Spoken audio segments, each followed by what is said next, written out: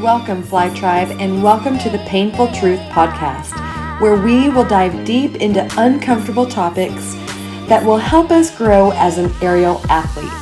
Are you ready? Let's go.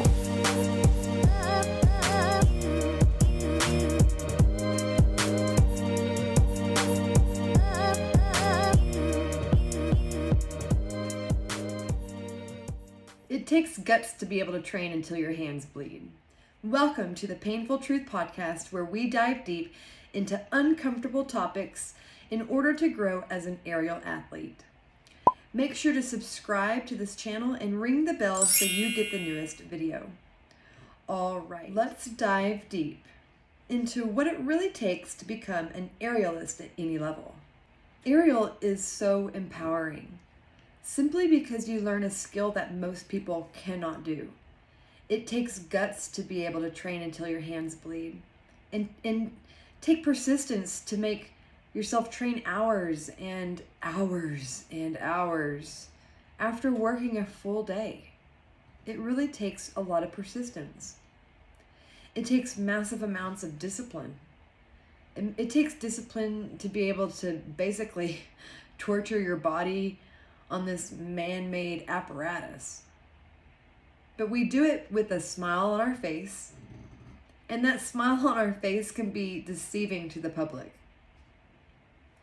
It's oftentimes why people think aerial is so easy, and then they try it only to find out that it is so hard.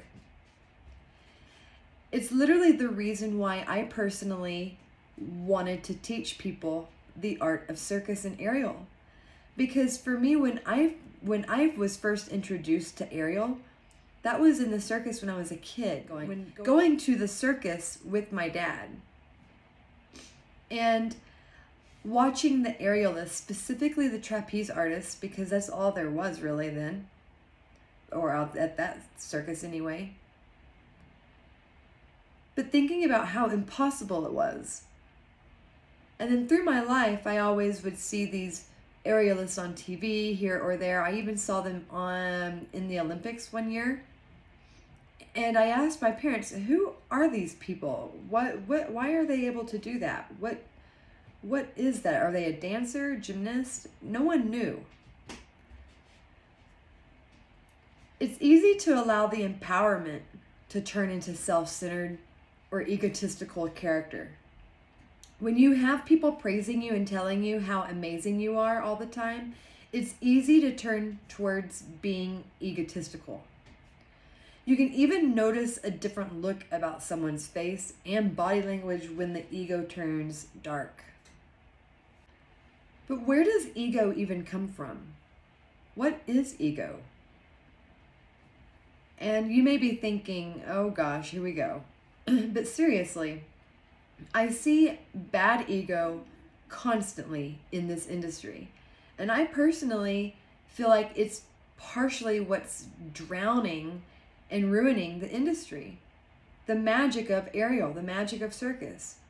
Simply people just thinking they're better than others. I see it often on social media, and sometimes when people come into my studio when they're traveling. I've even seen it through some of my own students. But I'm telling you, these couple of students that had this look in their face, this dark ego, this egotistical ego, they did not last in the studio. And it's because that is our whole mission at Flying Fitness, is to empower people to be themselves, to show them the magic of what circus and aerial can do for your life. Because for me personally, it completely changed my life. It finally gave purpose to my life. It showed me that I was someone. It showed me that I was important. It showed me that I was a talented, unique person. Aerial and circus is amazing. And people take that amazingness, that magicalness out of it when they bring the dark ego in. Ego is a person's sense of self-esteem and self-importance. It's the part of the mind that mediates between the conscious and the unconscious and is responsible for the reality testing and the sense of personal identity, especially by functioning both in the perception and the adaptation to reality. The most basic meaning, though, for the word ego is that it refers to the I. That is capable of referencing the self and making decisions. Another related definition of the ego has to do with being self-centered or egotistical. We get the term narcissism from the Greek myth of Narcissus, who fell in love with his own reflection. We sometimes will describe narcissists as having big egos. One part is that it enables self-reflective awareness and the capacity to justify one's actions to self and others. In this regard, it literally relates to the concept of a person.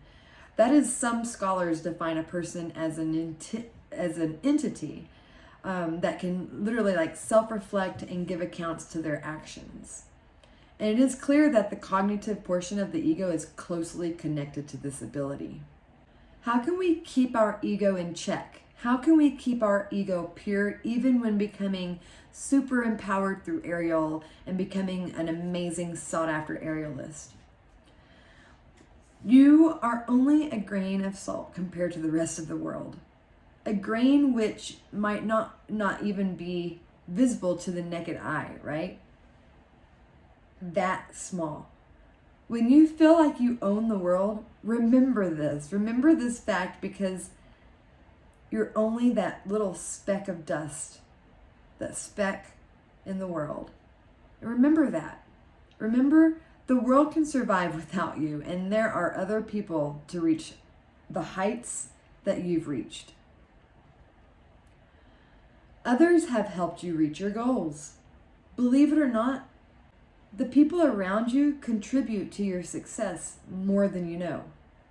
The network that you have with your friends, family, your coworkers, your coaches is the crucial aspect of your life, and you won't be able to achieve anything without the cooperation and the support of those around you.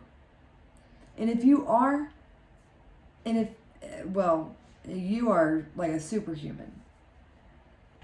Your life is a teamwork of people who are close to you. That's why it's important to choose good people around you. People who you aspire to be like. People who challenge you.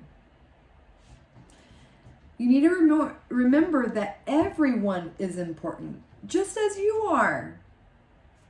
Okay, just because you can do this amazing drop and flippity flop, well, the other person down the street can too. Maybe not down the street, but maybe in the next state or two, okay? Everyone is important. That is the beauty and amazement of the circus. And I love using this analogy for literally anything, because we all have our skills, talents, and our uniqueness. What makes you, you. When we put it all together, when we put all of our talents, all of our skills, all of our brains, all of our hands together, you create this magical show. The circus is born. And I use that in life too. I always think 4 hands are better than 2. 2 brains are better than 1. So everyone is important. Whether they are a newbie and they cannot invert at all, or whether you are this super talented, amazing circus performer for Cirque du Soleil.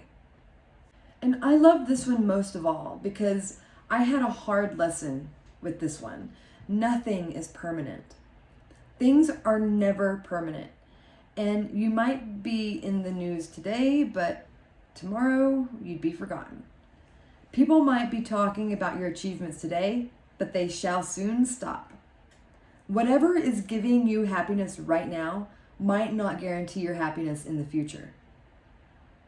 There's always impermanence in things, And you don't need to boast about everything that you have, as it will be gone soon. Okay? We all die with nothing. And this really has taught me actually also to be more of a minimalist as well. I don't hold any attachments to anything. I don't feel the need to buy things.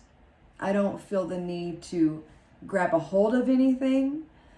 I realize that what is today may not be tomorrow. And guys, I realized all of this in a flash of an instance. Literally. The day I was carjacked, my entire life changed. Okay? It literally flipped upside down, and it's the huge reason why I advocate for reflecting in the moment and never take advantage of it. Never take advantage of the moment or the people that want to be in your life. Okay? Always walk with grace, and remember, not everyone is as fortunate as you or others. So literally around the same time I was carjacked, a friend of mine back home was shot 5 or 6 times, all over her body, like shot with a gun, bing, bing, by her boyfriend. And she survived. But if you knew her, you would totally understand why she survived, because she's an incredibly strong human being. But she's paralyzed from the waist down. She's in a wheelchair now. And mind you, this happened around the same time I was carjacked. And I could still walk. So I was kind of going through that as well, kind of like I felt bad that I was walking and she was not. So whatever that is, it was kind of weird. But I met this girl from a workshop, an aerial workshop that I was doing in Amarillo, Texas, in between gigs that I had, in between this tour that I was going on. I was home for like a month and I did a workshop, and that's where I met her. Well, she was highly capable at that time, super strong. She was one of those that like to do all those fun racing things, like the mudder thing. I think y'all know what I'm talking about. The color run, things like that. Like, she was really into that kind of stuff. She was a very athletic girl, and she's still my friend today, but it just, you got to take advantage of the moment and realize that tomorrow may never come. So just knowing that nothing is permanent, and walk with grace in your life. But being carjacked and then seeing my friend go through this, what she still struggles with to this day, it changed me as a person. My entire soul changed. When you experience a near-death experience, it really shifts your whole perspective. But I don't want you to have to go through a near-death experience like I did to find a humble ego. A humble ego will take you far in the air and in life. Never believe all the praise that you hear. You can always be thankful when someone is appreciating you, but it would be better for you if you don't believe it completely. Otherwise, you would stop growing and practicing your positive aspects, like being humble, walking with grace. Okay? The only way to be successful is to realize that while others may appreciate your work, you can always do better. Having an introspective outlook on your shortcomings. This is really important because I don't know if people do this enough. I think this is where self-awareness comes from. Being able to look inward. If you're able to reflect, and I advocate this, reflect. Awareness is the first step to change.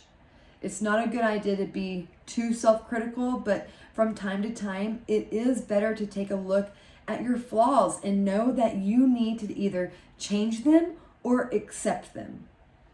Your flaws make you realize that you are not perfect. Allowing yourself to reflect will only help you keep your ego in check, as you'll realize you're not the best at everything. And that's okay, friend. That's okay. Remember that circus when we all have our skills and our talents and we bring it together and we make this magical show? Just remember that. Remember, if you're not great at one thing, it's not the end of the world. Okay? But to be able to look inside of yourself and reflect on how you're coping and dealing with the situations in your life, and decide if you need to change or if you just need to accept it. So training has a lot to do with being a great aerialist. Okay? It's kind of like, well, duh, right? So many options for training now. Oh my gosh. When I started circus, there were literally like 2 schools that you knew of that you could train at. Now there are hundreds, if not thousands, right? Becoming a great aerialist has a lot to do with your foundation and how you are taught to train. Thankfully, we have so many resources with awesome, well-accredited coaches. But there can be some downsides to so many options. First of all, guys, who is behind the curtain? Who's behind the curtain at these aerial studios? Are they accredited in any way? Or did they just train a year or so and then take a 5-day training course? Not to knock any of those, with my humble ego aside here, okay? In my humble opinion, I believe aerial should be respected more than that. I mean, after all, it is suspending your life in the air. It's why I always took my training and who I trained with very seriously. It's a major factor, I believe, in what helped me go professional. So learning to train properly will literally give you an edge that most Joe Schmoes don't have.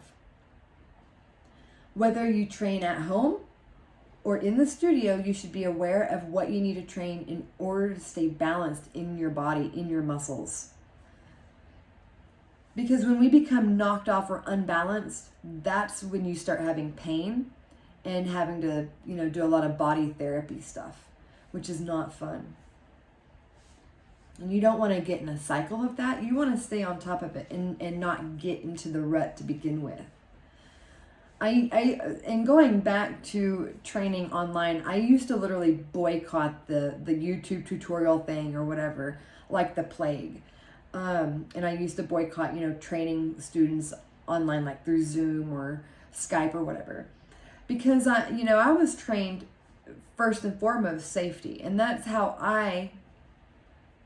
that's how I train my students, is safety first. And as it should be for you, right? Learning from a video makes it really easy to miss an important rap. And then what would happen, guys? You'd be on the ground. I mean, I'm telling you, it's so easy to miss a simple wrap around the waist, or like which direction, because you never know if their video is mirrored or not.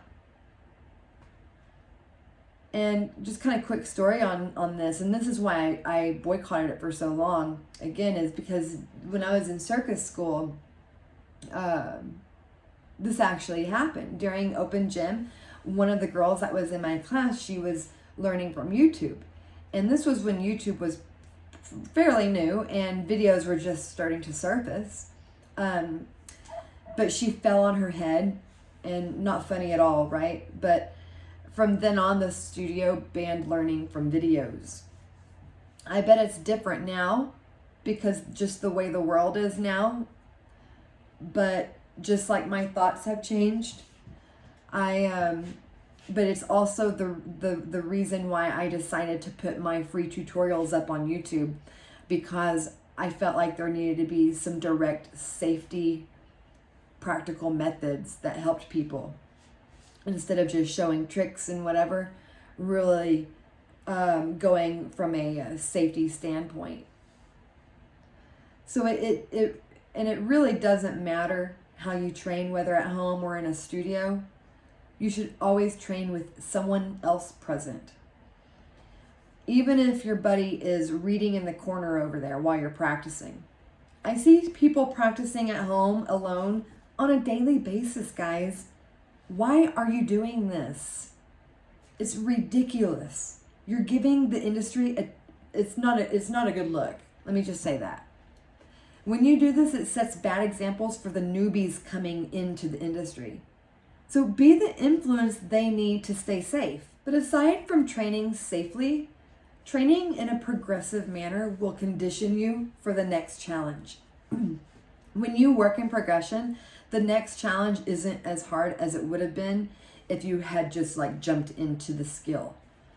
Everything has a progression to it. And I know this is hard for some people to grasp the idea of a progression, but if you just think about going down a step in the skill, that would be like a progression. So even if it's the slightest like hip crunch, for those hip keys, right? That would be a progression for the hip key. We're just trying to get your hip up. Because we have to remember, as new beginners, they may not be able to even just bring a hip up, okay? A lot of people are not aware of their bodies, first of all. So it takes time to just become aware of their body. And then if you have extra weight to carry, then you've got to, work on that, getting that off to be able to lift your weight. And then, of course, the strength aspect to it.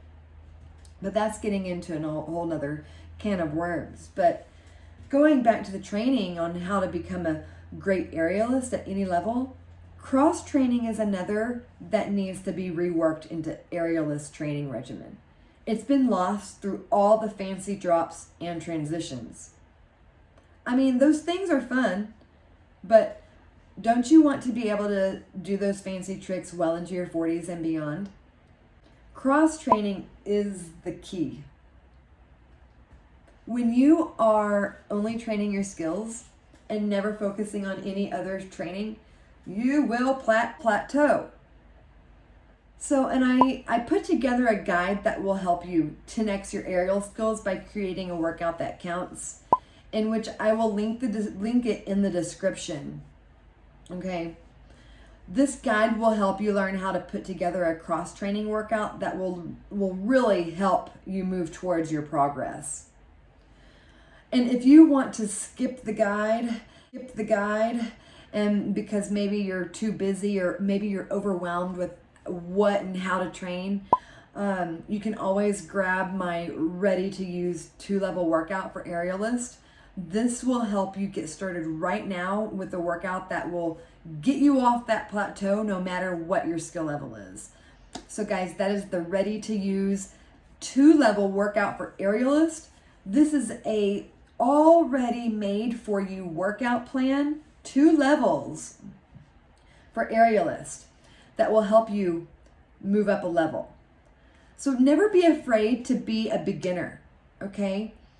And allowing yourself to slow down and train the basics will become your best friend. It is what sets the great from the good.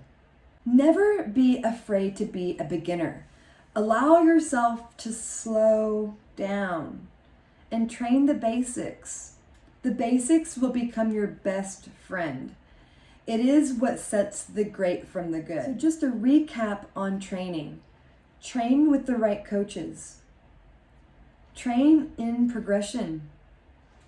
Cross-train to get off that plateau. All right, guys, so another aspect to becoming a great aerialist at any level would be your dedication. So, and this can be overplayed, overlooked, overused, whatever you want to say. But I always tell people, aerial is either for you or it's not. And you will find out immediately. But if you are one who it's for, take it by the you-know-what and run with it. When I was in circus school, I never understood how people could just go to aerial class for fun. I was there training to be a professional, very different than just having fun. I couldn't get it because aerial is freaking hard. it's not for the faint of hearts. So my suggestion, if you do it for fun, give it your all. If you're going for pro, give it your all. Okay? Refrain from being that one-timer a week or that random student here and there. When you don't commit to at least 2 days a week of aerial, it is going to be hard. And I'm not saying like a regular, yeah, it's going to be hard, get through it, okay? No.